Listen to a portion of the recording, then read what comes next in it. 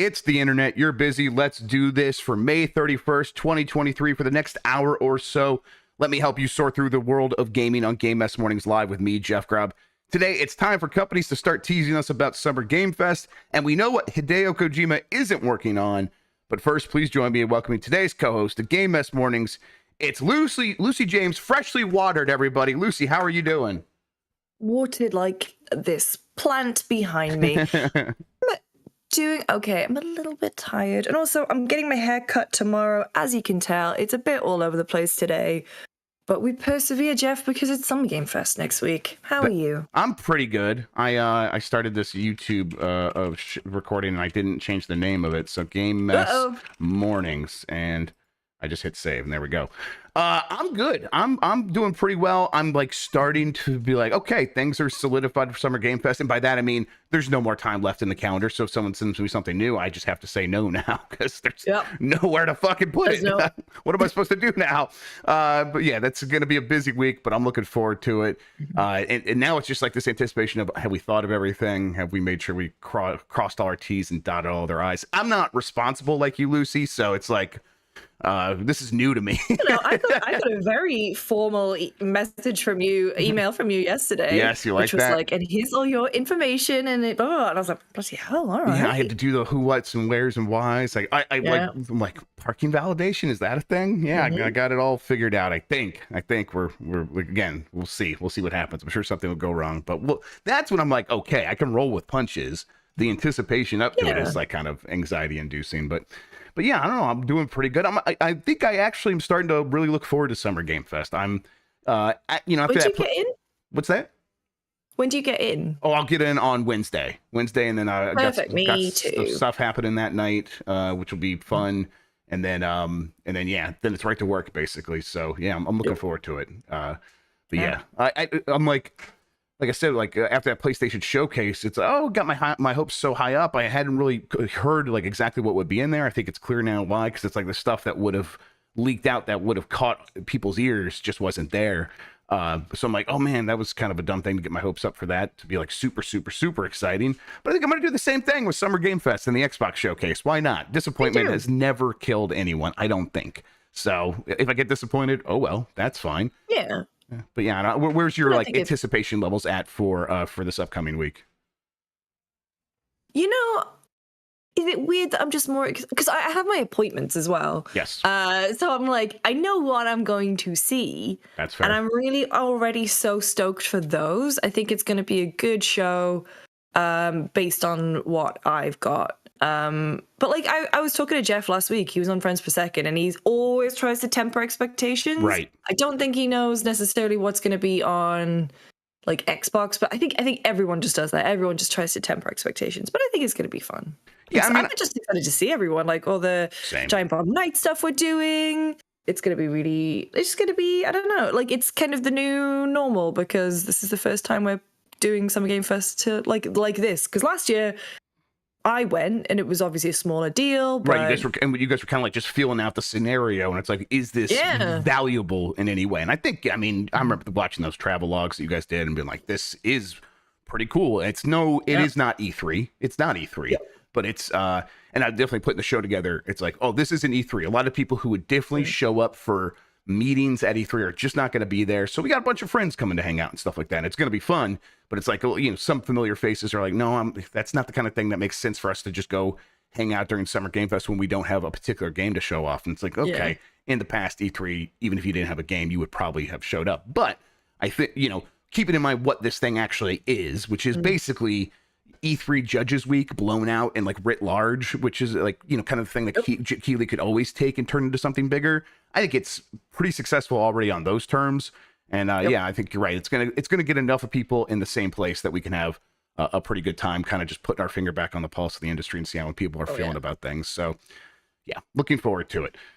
All right, we got a mess to get into. Let's explain what we do here first. Most weekdays, I, Jeff Grubb, will help piece your gaming life back together. That includes breaking news and maybe even some of our own original reporting. For all these topics, I'll get the input of a bona fide expert who will make me look smart.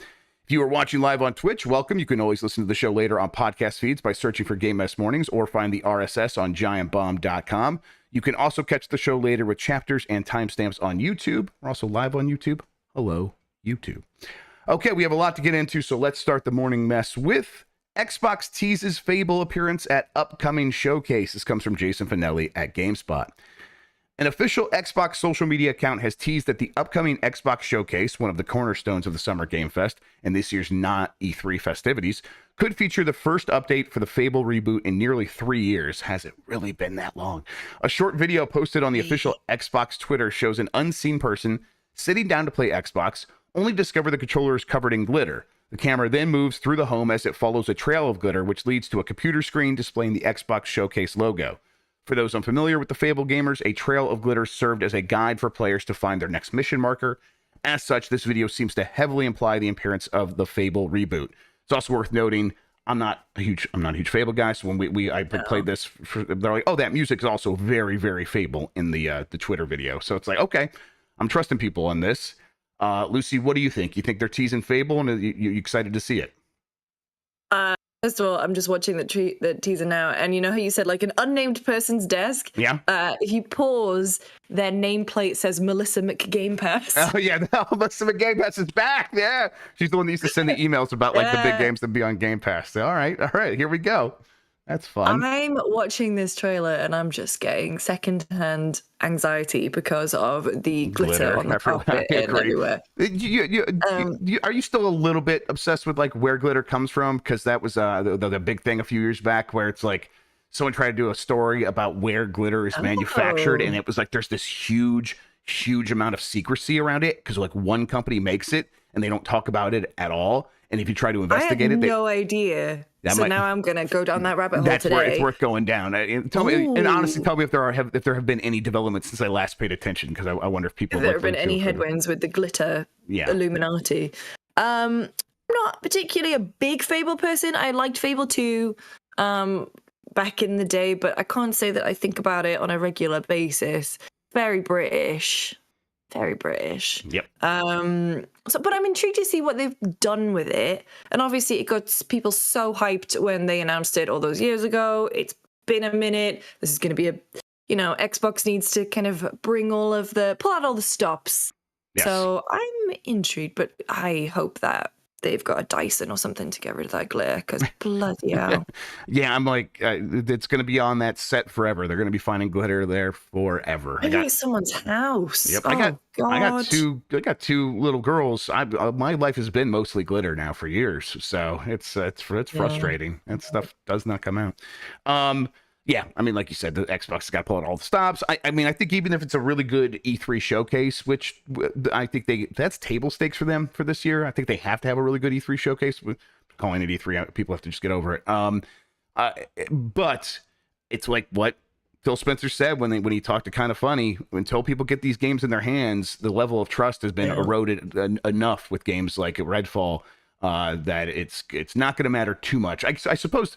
Big fun announcement stuff out of nowhere. They have a chance to pull that stuff off. That's going to be great. But giving us updates on Fable, Perfect Dark, Avowed, all these other things that are known quantities now.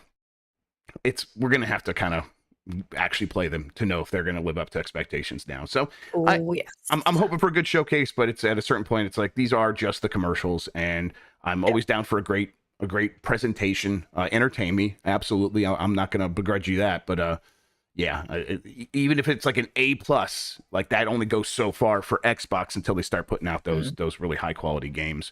Pretty demos on xCloud, Yeah, we should really be able to play a lot of these from home immediately afterward. Demos. I say that. It's probably so much more work than it was back in the day to like make a demo for those games. Yeah. Still, I would like it. The idea is there. Yeah, exactly. And again, the cloud, you could just get it up and running. People don't have to download anything. You don't have to worry about people data mining stuff. You could just control it yourself. So yeah, that would be nice. All right, up next, Mega Man series producer Kazuhiro Tsuchiya has reportedly left Capcom. This comes from Jordan Midler at VGC. Mega Man series producer Kazuhiro Tsuchiya has reportedly left Capcom, as noticed by Mega Man fan site Rockman Corner. The developer's Twitter account was recently updated to note that he had graduated from Capcom after working on the series and also producing Street Fighter VI. If indeed the profile update confirms Tsuchiya has left the studio, it brings to an end a tenure at Capcom that started in the early 1990s. Tsuchiya is credited on titles as far back as 1995's Mega Man 7 and 1996's Street Fighter Alpha Warrior's Dreams. Tsuchiya ascended to the lead on the Mega Man series sometimes after stalwart Keiji Inafune departed in 2010. Since then, he has largely overseen several releases of classic Mega Man titles, but was the driving force behind Capcom's last major entry, Mega Man 11. Capcom has previously mentioned that it intends to release another sequel, a 12th entry in the main series. However, that has yet to fully materialize. This story goes on, and I'll paraphrase from this point forward, that Mega Man does seem to be the one Capcom franchise, the biggest Capcom franchise, maybe is the right way to put this, that seems like it's getting left out of the Capcom Renaissance, Capcom's golden era that we're in right now, of them figuring everything out except for how to bring Capcom up to the level that it's done with, maybe it can never be a Monster Hunter or a game that's going to sell 20 million copies or something like that, but it hasn't also ascended to the next level like Resident Evil has done and Dragon or the Monster Hunter has done and things like that. Do you think that is something that they are even curious about accomplishing? Oh, I can't see them looking at everything else that is just consistently hitting the mark and then looking at Mega Man and going, oh, it's fine. Yeah. I think now that they've tasted that success, they're going to want to bring everyone else up to the bar. I'm not a big Mega Man person, to be honest, but of all of the big Capcom, they're good. I mean, they're chasing the hits right now, and they're doing incredibly well. Like, what a banner year for Capcom. So yeah, I'd be interested to see what happens with Mega Man going forward. Yeah, I think ideally for Mega Man, and half these ideas are going to be stolen from Mike Minotti, who is a huge Mega Man fan. So let the credits go to him. But I think what they should do is 2 Mega Man games. One is Mega Man 12, exactly like a sequel to 9, 10, 11. And whether it looks like a retro game or not, whatever, but a 2D Mega Man. And then they really should do a Ratchet and Clank, but with Mega Man instead. Just because that is, I was gonna say something to get like a newer audience on board. Because to me, like looking at Mega Man, hearing about how difficult some of them can be, I'm just like, yeah, I'm not gonna do all that. Yeah, and I think that with the RE engine being so good and them being able to produce high quality 3D content games, it's time to try another 3D Mega Man. Whether they want to call that Mega Man Legends 3 or not, whatever they want to call it, it probably should play like Rift Apart and just kind of make it look like that too. Basically, maybe a little bit more stylized, cartoony, whatever. But I think that is a franchise that is the right place for Capcom to look to bring Mega Man up to that next level, to get new people interested, to basically be a game that could sell between 5 to 10 million copies instead of 1 to 2 million, which I think is kind of the range for a lot of Mega Man games up to this point. But yeah, I mean, that in Mega Man Battle Network compilation just came out, and it sold like 1 million copies in a week or something like that. So Mega Man, yeah, and I think it's so Mega Man still has that cachet that it's and it seems like it's growing. It seems like that cachet is building over time, and that makes sense. Capcom has continued to treat Mega Man like it's Ronald McDonald or it's Mickey Mouse for years, so people are still recognize the character and care about the character, even if they haven't like played a ton of the games. And so I think if they want to kind of take that into and transform or take that momentum and then take the momentum that they built on all of the other games that they were putting out right now that are banger after banger, I really think they could do something with Mega Man. I just wonder if they believe that, because it's Mega Man 11 did okay over time. It was a slow start for that game though. Yep. All right. The Last of Us Season 2 was planned for 2025 prior to the writer's strike. This comes from Eddie McCoo at GameSpot. The Last of Us was one of HBO's most popular shows in recent years, and fans are understandably eager to learn when the series might return for its second season. We don't know when that will be, but HBO boss Francesca Orsi has stated that the plan prior to the start of the Hollywood writer strike was for the drama based on Naughty Dog's video game to come back for its sophomore season in 2025. She told Deadline that it's too early to tell how the schedule might be impacted due to the work stoppage, though. This is a quote: "We were looking at Last of Us for some time in 2025." Orsi confirmed. Also in the interview, Orsi said season 2 will add new cast members, but she can't get into that right now. This story also goes on to say that Neil Druckmann and Craig Mazin, the creators of the show and the writers of the show and executive producers, have a plan for season 3, even though season 3 hasn't been greenlit yet. So they have that in mind. And then beyond that, they're not as sure. But they have plans now for season 2 and season 3. We don't know when the strike's going to end, Lucy. But 2025, I mean, they want to get capitalizing on the success of the show pretty quickly. But HBO shows do take a long time to produce. Do you think we still get it in 2025? And do you think they could kind of maintain a lot of that momentum to keep people excited about the show? I mean, selfishly would love it for 2025. I thought The Last of Us was fantastic. A lot of people did. Obviously a huge hit for HBO. I mean, honestly, I can't even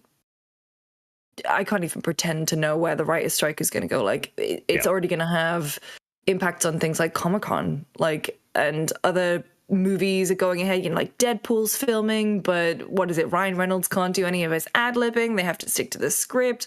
You've got Rings of Power and House of the Dragon continuing to film, which is very, very sketchy. Yes. It's a very strange time, and so I would rather those folks working on Last of Us Part 2 stick to their guns, hopefully get some better pay, because the streaming services are trying to fuck over everyone over there. And that's a show specifically that did super, super well on streaming, and these writers gotta shore up those residuals for that. That absolutely needs to happen. I mean, Last of Us is going to be a reason that people subscribe to Max going forward for years and years, and the writers deserve. Don't forget to download the new app. Just insane. It's not even the same app anymore. Just insane. I complained about that on the Bombcast yesterday, where it's like, listen, what if some idiot CEO wants to come in and be like, hey, we're changing the name because I want to be in charge? Fine. But having me download a new app, someone pointed out that the HBO Max button on remote controls that company paid to have included on remote controls isn't going to work anymore, which is just a complete joke. But whatever. First world problems. I have to download a new app, but it's just really stupid. It's really bad. It's really dumb. Last of Us season 2, 2025. We'll see. I think that these companies sometimes come out during a strike like this and say something like that, be like, hey, it would be nice to have that. It would be a shame if these writers ruined it. And that's not how I'm reading it all. I'm like, that show is super important to HBO, and you should probably pay your writers to actually get that, so you can actually get that out, because you're going to need that show by 2025. And I think that's usually how it's actually going to play out, even though these corporations think they can play chess with public opinion a little bit and maybe get people to rile up and get upset about it. But I don't think that will be actually effective for them. All right, next story. Wolfenstein seems to be in development, and that's the headline. Everybody, let's wait and see the evidence. I'm not super convinced, but I want to believe. I would love, God, if we get a Wolfenstein announcement at this Xbox showcase, that'll be enough for me. That's kind of all I really need. That would genuinely be such a highlight. Yes. Wolfenstein, hang on.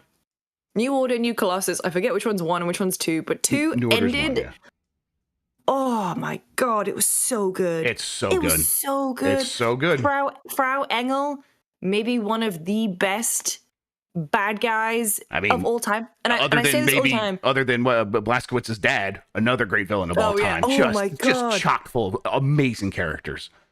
I've also never seen such iconic artwork, which Frau Engel licking BJ Blazkowicz. It's so. I might play that again. It's a game that came out before the 2016, or was primarily written before the 2016 election. Completely diagnosed so many problems with America. It was so on it. And all of its metaphors are so well thought out and constructed and exemplified in the game. And it's just, oh boy. I hold that game in really high regard, even though it doesn't play as well as the first one in a lot of ways. The story is just, and the characters are so good. And we need a conclusion to that. So my hope is that Machine Games, which is making the Indiana Jones game, is working on Wolfenstein 3 as well, so we can get that conclusion. But let's go ahead and read this from Jonas Maki at Game Reactor. It has been known for quite some time that Swedish developer Machine Games is currently working on an Indiana Jones title. The studio does have the capacity to develop 2 games simultaneously, though, something that is confirmed via LinkedIn, with an employee working on the upcoming Indiana Jones game, and another unannounced project, with a second project potentially being a new Wolfenstein. And again, let's just wait. The series has been dormant since the release of Wolfenstein Youngblood in 2019, with nothing new launched or even announced. Yeah, Youngblood is not fantastic. But there has been a few signs pointing to a new Wolfenstein, and now we've had another one from Tech for Gamers. It turns out there's currently a Machine Games job listing for a senior animator, which has some clues pointing towards a new adventure with BJ Blazkowicz. And again, potentially. One of the requirements is passion for video games, and especially for first-person immersive games. And this is one of their first points. And they're like, the reason they say that is because they don't think Indiana Jones is going to be first-person, and we don't know. There's no guarantee that Indiana Jones won't be first-person, so that could be for that game. But all right, maybe that is actually Wolfenstein. And he says that this gets even clearer when we read that the person applying should have a strong familiarity with Machine Games titles. The studio has primarily worked on Wolfenstein in the recent past. And it says you should have experience animating creatures or quadruped characters, and that's required. Wolfenstein games often have a quadruped. This is how they're reasoning it. I think this is a stretch. I'm not getting my hopes up based on this. I'm getting my hopes up because I'm an idiot and I just want this to happen. But I don't think this evidence is super compelling that this is definitely Wolfenstein. It could be something else completely. I don't know. What do you think? I'm in the same boat as you, where it's like, okay, reading the tea leaves, I'm seeing what I want to see. Yes. But I would absolutely love another Wolfenstein. It's been so long. And like you said, the other one was before the 2016 election. God only knows what they could come up with after living through the past few years. Yep. I also, I mean, talking about it in chat, but those games are so special. They are so much better than they have any right to be. Like, you think it's just going to be a mindless, violent first-person shooter, but no, it is unbelievable. Oh, yeah, and I don't particularly care about Indiana Jones. I mean, I feel he's I mean, I think Machine Games can come up with something great, and sure. I would probably bet on seeing it at this showcase, but, he's not a draw for me. I mean, yes, you are a relatively young person. That's true of most relatively young people. No, I grew up on the first three movies, and then I saw the fourth one, and I was like, ooh. Okay, well, that also happens. Yeah, that also does that. All of the reviews from Cannes about the new one too. I'm just like, it's a bummer. Maybe let him. Yep, I guess we should have just let him wait. Are you honestly surprised? Yeah, because James Mangold is such a good director for me. Like he makes the kind of movies I like as a fan of dad films. And I'm like, you should make one of those, but with Indiana Jones, that'll be fine. It's actually probably a higher degree of difficulty because there's so many masters there, and there's so much comedic elements, and striking the right tone is probably so difficult. I didn't read enough. I just kind of got bummed out by the reviews, the scores, so I didn't read enough of the reviews to hear what the problems are, but. Yeah, I wouldn't be surprised if it's just like I just bad tone. Don't have faith with Disney and any of their properties at the moment. Like Nope. I feel like Disney doesn't even understand what makes its properties so special anymore. And I think it seems to be true in a lot of circumstances, which is why Andor continues to be a miracle on my third rewatch, by the way. Good show. Good. All right, let's see here. So yeah, we'll see. But I mean, if a Wolfenstein is in the works, then it probably does show up at this Xbox showcase. And if it's not there, I'm going to stop believing. All right. Activision says UK was irrational in blocking Microsoft purchase. We'll just do an update on this from Kyle Orland at Ars Technica. Activision isn't pulling any punches in its fight against the UK's regulatory attempt to block its merger with Microsoft. In a motion to intervene recently filed with the Competition Appeal Tribunal, Activision excoriates, there we go, the UK's Competition and Markets Authority for a flawed conclusion that was variously unlawful, irrational, and or disproportionate, and, quote, arrived at it in a procedurally unfair manner. The appeal takes particular issue with the CMA's focus on cloud gaming in a vacuum without taking into account competition from native gaming via games running on local hardware. This is this story from Kyle is worth bringing in here just because he got a source from that is close to the Activision appeals process, kind of gives some of their thinking, and they said gamers want to play games, they don't care whether they are downloaded or streamed. Gamers want to play games? That's pretty wild stuff. I'm going to stand back and let them cook. The CMA's approach to this question was irrational. Activision also takes issue with the CMA's irrational argument that Activision will put its games on cloud services even without a merger. On the contrary, our source, and this is Ars Technica source, said that Activision's senior leaders have told the CMA that the cloud streaming model is misconceived, and the massive increase in mobile gaming shows consumers prefer to play games downloaded to their phone devices, and streaming is quickly becoming obsolete as mobile processing power explodes. They also say, and they ignored like the deals that Activision has with companies like Boosteroid to bring their stuff to cloud services everywhere, and said they didn't take that stuff under consideration. A lot of stuff that's pretty familiar, but they're fighting it all out in the UK. We still don't know. There's an appeal. I think the first appeal, or the first part of the appeal, is scheduled to start in July, and that's for Microsoft. I'm not sure if Activision's part of that as well. But yes, overall here, it's like these arguments might work, but it all goes back to very rarely does the CMA lose appeals in the UK. And it seems like that's going to probably be how this is going to fizzle out as well. And then what does Microsoft do then? Do they try to circumnavigate the UK? That seems to be their best option if they lose this appeal. I don't know. Wow. What do you think about a company like just leaving out the UK instead of trying to like have them be included in like their global business going forward? Well, you know what I say, Jeff, and that is Brexit means Brexit. We don't need anyone. Yeah, make your own Xbox in the UK. There you go. God, such an embarrassing country sometimes. Love the UK. Don't get me wrong. I love the UK. But yeah, don't get me started on Brexit. Yeah, I was gonna make a joke about my country, but I don't want to taint you, associate you with my feelings. Let's see here. I'm trying to move to this one. Exactly. Yes, I'm trying not to ruin anything for you, so I'll just be quiet. Yeah. I can't see them completely circumventing the UK though. I mean, isn't that wild? Yes. It feels wild to even say it. And I guess in terms of a market share, the UK is what, 60, 70 million people? Not. Yeah, I mean, it's not big for Xbox. Country, but yeah. It used to be a big powerhouse, but then Microsoft has a lot of ties with the UK. They've got a lot of studios there. They've got like a lot of PR marketing teams there. I think it would probably be like siloed. Like they wouldn't leave the UK. They would just have their own little. They have Xbox UK siloed off doing business in a way that is legal in that country, and then everyone else gets a globalized, coherent vision of Xbox that includes all of these games in Game Pass. And then if you're in the UK, you got to buy them separately, and that's just how it'll work. Everyone in the UK gets ExpressVPN. Yes, that's right.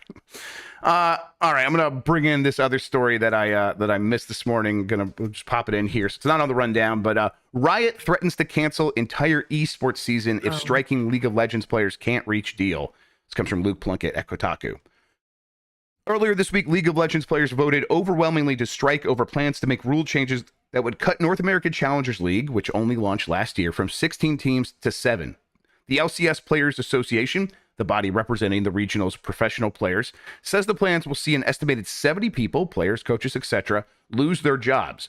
Riot, meanwhile, says the cuts were necessary to ensure North American leagues remain sustainable and economically viable. Tensions escalated a day later when news emerged that pro teams had been actively looking to field scab players, a move that the LCSPA rightly says would put all players' futures at risk, as crossing the line undermines players' negotiating power. The LCSPA met with Riot earlier today, and not long after, Riot published a long statement on their site addressing the walkout. You don't have to read far to see that the company has decided to play hardball. A large part of the post is dedicated to telling North American players that, hey, other regions can make their leagues profitable. Why can't you? The most stinging example is this line where Riot outright rejects the LCSPA's demand that the company commit to a revenue pool for players' salaries of $300,000 per NACL team per year. And here's the quote. That simply isn't sustainable, and to be brutally honest, it shouldn't be necessary. We have other tier 2 leagues around the world which thrive on their own, and we believe that the NACL can get to that place too. That sounds like it fucking sucks. I think, listen, esports has been in a precarious position for years. It hasn't always been obvious. It's become more obvious recently. When people try to look like, how does the money move around? And is there enough money? In a perfectly fair world, there almost certainly is enough money in esports because there's a lot of passion there, a lot of people spending money on merch. And if the majority of that money went to the people who actually create the value in esports, the players, then it would be fine. Of course, we don't live in that world. So it's like these bigger companies that own these leagues and own the games and have a complete, basically, monopoly on any of these sports leagues. They hold a lot of power, and they treat it like a marketing budget, and they always have. And for them, it's like, is this generating revenue elsewhere? And if it's not, like, if we're just looking at, is this thing making money for us? Very rarely is it going to, because they started these things as marketing expenses. So if they were losing money, it was like, well, no, that's part of doing business. That's the cost of doing business. And so now they're like in this weird transitionary period, and Riot's going to be on the forefront of that, the one that has the game that is most likely to be a long-term viable esport with League of Legends. Still though, this is something that they are obviously struggling with, and managing real players that have real demands, especially in North America where the cost of living is very high. This was always going to be difficult. But really, what it comes down to is it sounds like Riot's being kind of shitty about it. What do you think? I mean, yeah, it does. Getting in scab players, not necessarily a great look for Riot there. I mean, esports has been quietly, like you said, imploding for a long time. I mean, I remember when Tam and I were doing a bunch of stuff with Overwatch League, and even back then, which is 2018, it was like 20 million for a team. Yes. Before costs of, like housing and, the amount of money. Like the franchise fees that you're talking about, right? Yeah, like you wanted to start a team, you had to straight up pay Blizzard $20 million. Basically, yes, that was that. I always thought that was super season wild. 1. Yes, that's right. And then it was what was the feeling at the time? All the promises. Yeah, all the promises. It was going to be the next big thing. It was going to be bigger than sports, and like it truly felt like for a while it was like Overwatch League when it launched. I mean, I know completely different companies and games and whatever, but it was like there was this wave, and then in the past few years, pandemic obviously hit. You have a bunch of big companies leaving specific esports, like pulling their teams out. What was the one that like one of them closed? And it's just, you've got places like 100. I don't even know what the hell 100 Thieves is at this point. Right. It's a gamer apparel brand, as far as I'm aware. Yeah. Yeah. But like they're kind of more esports adjacent, and like all those folks like having massive layoffs, and just, it doesn't seem like a safe place anymore, and like cutting costs, and I don't know, it just doesn't feel it. Yep. I don't follow esports too closely anymore, and like you said, this one's not on the run sheets. I'm gonna read this after. I did see this was kind of popping off yesterday, so I'm gonna what a weird time. It's GDQ week. Yeah, right, people should just be chilling out to GDQ. People should just watch GDQ instead. Did you watch that Ratatouille run where they were like, yes, chef, a million times? Go back and watch it. It's very good. Oh, I'm gonna watch that. All right, let's get back on track here. Pokemon Scarlet and Violet's big home update brings, I just scrolled down accidentally, brings new monsters and new problems. This comes from Kenneth Shepard at Kotaku. No monsters, no problems. That's what I always say. That's what P. Diddy always told me too. After 6 months, Pokemon Scarlet and Violet now have Pokemon home support, allowing players to transfer some of their favorite mons from the storage app to the latest games. The update allows a select number of Pokemon to join your Paldea journey, but as fans have been exploring the update, they've discovered a few drawbacks that have Scarlet and Violet's competitive meta in question. The good news is Scarlet and Violet's roster has expanded by over 70 Pokemon. These additions can't be caught. Fucking many Pokemon. Yeah, right. To me, that's just like, oh man, it's exciting. You can't even catch them in the game. You got to go to another game and bring them in there. I bet there's a lot of people who already have all these Pokemon in their Pokemon bank. That's Pokemon Home now. It's not bank anymore. But hey, listen, if that's good news to you, there you go. 70 new Pokemon. There's a list of them somewhere. I'm not going to read them all. I do know it includes all the Pikachus with the different hats, though, which is very important. So if you want birthday hat Pikachu, you're golden there. No, that's some Malibu Stacy shit. It's still Pikachu. But he's got a new hat. I love the new hat. Grow up, Pokemon Company. The bad news is certain attacks from older games aren't making the jump over, and it's taken some Pokemon builds off the board for competitive play. This is happening in a few cases, but the broad strokes are some Pokemon can learn moves in games like Sword and Shield that aren't available to them in Scarlet and Violet. You can still transfer a Pokemon between the games, but their moves will be reset when they're moved over. In most cases, you can reteach them these attacks and pick up where you left off, but if an attack is not available in the newer games, they can't be taught by using items or the move relearner. Pokemon is a Byzantine structure that is impenetrable by my feeble mind, but mostly this sounds like the give and take that is stuff that Pokemon fans are accustomed to, where you're going to get something and it's not going to be perfect because it's the goddamn Pokemon Company. And that continues to sound like what this is as well. Pokemon Company giveth with one hand and they taketh away with the other. That's right. All right. Up next, Hideo Kojima isn't involved in Metal Gear Solid 3's remake, Konami confirms. This is from Jordan Midler at VGC. Konami has confirmed that neither Hideo Kojima nor Kojima Productions is involved in Metal Gear Solid Delta Snake Eater. Speaking to IGN, Konami confirmed that the series creator would not have a role to play in bringing the series back to modern platforms. They said, I don't know her. Actually, they said they are not involved, a Konami spokesperson explained to IGN. However, the development team will work hard to create this remake and also the ports so that they can be enjoyed on multiple platforms by even more players all around the world. Konami did confirm, as VGC said for a long time, and I basically echoed, Virtuos is actually basically helming this thing, and Konami's actually kind of supporting them. Yeah, this is, of course, no surprise at all. It's probably only worth mentioning because Konami was a little bit, shady's not the right, shady. They were deliberately deceptive. They purposely did not say. They had it nowhere on the website. Yes. Tam and I did an episode of Spot On all about this last week. No, they were purposely deceptive. Like, the one way they could have, Tam even said, like, this was kind of like a marketing, like a bad beat for them to not approach it head on. Also, there was news today, I saw on Twitter, that they are not re-recording all of the voice actors. So even though the original voice actors are going to return, I assume that just means they're going to use the original stems. They are not re-recording. So, they're not going to get paid again, are they? Oh no, they're not going to get paid again. No way. To me, that says Konami doesn't get it. They are, Konami, Capcom. These are the two Japanese third-party publishers that ruled the world in the 8-bit and 16-bit era.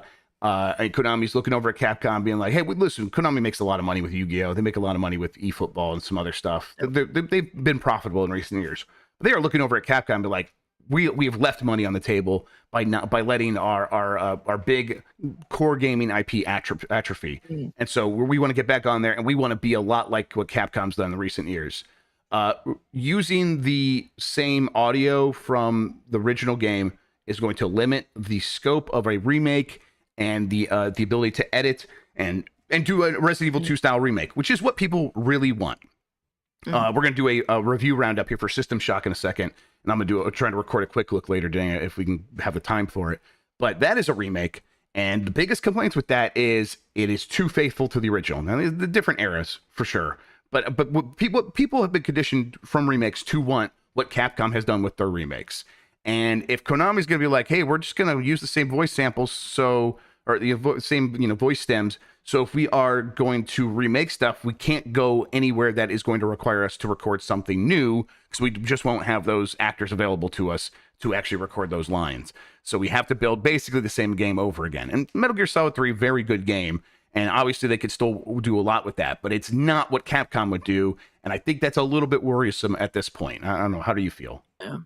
Yeah, David Hayter's, he eventually was liking tweets about the remake and stuff, but after the PlayStation Showcase, the only one that he tweeted about was and here's this game I'm doing with Jennifer Hale, and it was that, I think it was a VR one. He wasn't really posting about Metal Gear. Yeah, I think for Metal Gear Solid 3, you probably do, someone in the chat just mentioned it and it moved past. David Hayter, you bring back David Hayter, and then if you have to, you recast everyone else. I think as long as you have David Hayter for Snake, listen, try to get all the original voice actors, bring them in, and completely re-record everything if you can, and just make it faithful. But you definitely have to have David Hayter. And I wonder if they were just we've kind of burned a lot of these bridges in the past. We don't feel like rebuilding them. This was the opportunity to do exactly that and sort of establish a future pipeline to, if you're going to do, new Metal Gear Solid games going forward, you're going to want to have those relationships, and this was the chance to do that. And they clearly aren't really interested in establishing that. It feels closer to, but hey, that's a game that if we put out again, we'll make more money. And then that's as much as they've thought about it. If you keep David Hayter but replace everyone else with Muppets. Well, of course. It's all Kermits. Just everyone's Kermit, and then David Hayter. I'm trying to think, how can you do the meow, but as Kermit? Yeah. Kermit the Frog here. Perfect. No notes. There we go. Just go down. Jan just said committing war crimes. That's right. That's how it goes. All right. Let's commit to moving on here. Review roundup for System Shock. This comes from Stephen T. Wright at GameSpot. System Shock is one of the most influential games of the 90s, but its technical limitations and rough edges have made it difficult to revisit in the intervening 30 years. Night Dive Studios' remake of the game is now finally out, and judging by the reviews, it's a return to form, though it might stick a little too closely to the original blueprint for true neophytes. Eurogamer gave it a 4 out of 5, says, Shodan is what makes parts of this game truly special, even with some warts. Thankfully, the original's impenetrable Excel sheet menus are gone, but Night Dive doesn't take the Capcom or Square Enix approach with this remake. They're actually pretty uncompromising in their vision to update the original. As a result, there aren't any wildly dynamic abilities or playful ways to move around the station, a la Prey, that some newbies might expect, but ultimately the System Shock remake faithfully recreates a classic, retains most of its appeal, reframes everything with a horror tilt, and as a result makes it more playable for everyone. Games Radar gave it a 3 out of 5, basically said it's more like a remaster plus than a remake. PC Gamer gave it an 80 out of 100. How do you change up the game that first used the 451 code, the one that every immersive sim still uses to mark itself as part of the tribe to this day, without being accused of sacrilege and blasphemy? The answer to the remake's benefit and detriment is faithfully. I think this is exactly the thing with this game, is that this could have been one that you do the Resident Evil 2 style remake or treatment to, but I think it's maybe more valuable, even in a world where they did that enhanced edition a few years back, to create a version of this game that is the best version of itself, and not try to go too far off that, so that people can go back and see the origins for these things for themselves, which is kind of how I'm doing. I never played it. I watched my brother play it when I was just a kid, basically, and I was like, man, what's going on in this game? This is pretty wild. And now I'm playing it, and I'm seeing so many seeds that would grow into everything that is in every game to this day. RPG elements, the immersive sim stuff, the 451 code, of course. All that stuff started here, and it's cool to see, like, the audio logs everywhere. This is the game that started all that stuff. And so going in there and just having that original experience still has been, I think, educational, which is maybe not super commercial. But I don't know. Is that, like, are you a System Shock fan? Have you ever played it? And knowing this about this game, is it something you would want to check out? Well, that's the thing. I've never played it, but I adore everything that came from it. So I am going to play it. However, timing could not be worse on this one. Correct. We are in between Zelda, Diablo, Final Fantasy, Street Fighter, and at least for, someone in my position as more of a generalist where I have to play everything, I don't see myself getting to System Shock until after I'm done with Final Fantasy 16. Yep. After Summer Game Fest. Because up until Summer Game Fest, it's going to be Zelda, and it's going to be Diablo, and then Summer Game Fest, and then it'll be Final Fantasy, and then July, it'll be the next time I pop in. But, like, I do really want to play it. John Luke on our team made a video all about the dynamic difficulty in it. Well, not dynamic difficulty, but, like, you can set the difficulty to different... yes. Like, you can change the puzzle difficulty, you can change the it's very mapping difficulty. Yeah, it's you can get into the minutia of the difficulty and make very fine changes. And then there are some quality of life stuff on the easier modes where it's like it will just put down a waypoint of where you're supposed to go if you set it to the easier difficulty. The normal stuff is missing a lot of those quality of life features, and I think that's kind of what is pushing a lot of people back. And then so PR reached out and was like, hey, there is all this stuff in here that you're kind of looking for, reviewers. And it's like, oh, okay, interesting. Again, it's like I think people are wanting a more catered and authored experience of, like, put that stuff and integrate it more seamlessly so that's just there for me. But still, that stuff is in the game if you want to turn it on yourself. Yep. All right, we have the poll from Friday. Here we go. Let's bring it up. Do you game while going number 2? 45% said yep, and 55% are liars. No, they said gross. Yeah, No. Do you game? No, I'm on TikTok. Listen, yeah. I try not to get on TikTok on the potty because I actually will stay on the potty too because my brain just turns off and I go into a fugue state and the algorithm becomes one with my soul and I come off feeling terrible and I don't like finishing my number 2s feeling terrible. So I end up just trying to stick. Joyful experience. Oh, of course, yes. I accomplished something. I made something. Highlight my day. Exactly. But yes, I'm of course I'm a number 2 gamer. That's how I roll. But not everyone is, and that's fine. I respect your choice. I'll come up with a new poll for today. In the meantime, though, Lucy, what do we have going on this week? What do you have happening? Let's tell people where they can find you. What do we have on? So actually, I don't know. Wait. I'll look at the thing. All out of whack because it's the short week. Summer Game Fest. Yes. Oh, we have Jeff's today. Oh shit! So yeah, we're recording the final episode of Stardust Crusaders on Monday, and I'm already scared about it. I can't believe we got through it. And then we've got the Street Fighter 6 Quick Look, which is what Tam was recording this morning. 4 Swords. That's all today. So please be excited for Jeff's Bizarre Adventure. And then we're gonna have another Gaiden, because obviously we do one thing of JoJo, and then we go have a little Gaiden. So we did One Punch Man. I think we are gonna do Cowboy Bebop, to make Jeff's education into anime. Yeah, that's crucial. It should have happened by now. I'm glad you guys are getting to it at this point. What's the plan? Is it the series and then the movie? Is that how you guys are going to do it? Or are you guys going to watch the movie like when it timeline happens in the series or whatever? I don't know. We've honestly, it took us a long time to even settle on Bebop. So I'm not sure. You know what? Honestly, you just get that first episode in there, and that's all. Because that's going to change life. That episode is so incredible. Look, that man has started saying "Yara Yara Daze," so if we can get him singing the tank, like, come on. Yes. Oh man, that is wonderful. Okay, new poll. We'll get this up on the YouTube channel on the community tab there if you want to vote for yourself. Will Capcom make a AAA Mega Man game? Just on the grand scale of time. Let's just use that because I want to see a big yes there. I want people to believe. Will Capcom make a AAA Mega Man game? Yes. Let's shame Capcom into acting, into actually doing it. Again, this will be up on youtube.com/giantbomb/community. So if you want to check that out, go ahead and vote. In the meantime, we will be having, let's see, it's today. So 4 Swords Adventures. We're going to be doing 4 Swords Fiesta, Connectivity Compadres. That'll be happening. We're making stuff happen with Street Fighter. We're making stuff happen with System Shock. We're going to try to do a Diablo stream. We got a fun stream for Friday that we're looking forward to doing. We'll have more information about that here pretty soon. Voicemail Dump Truck. Tomorrow we will have Blight Club back.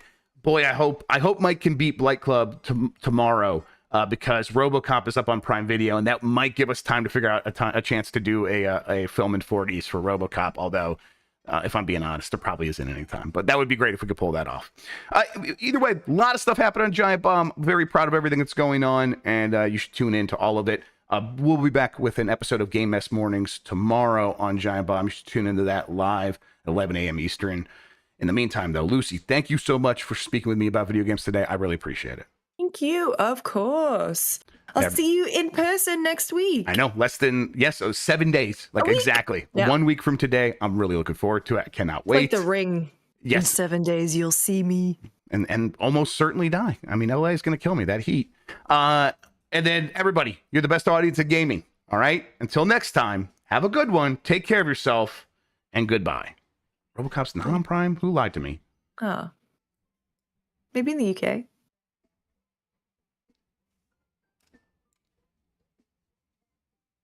All right, let's turn off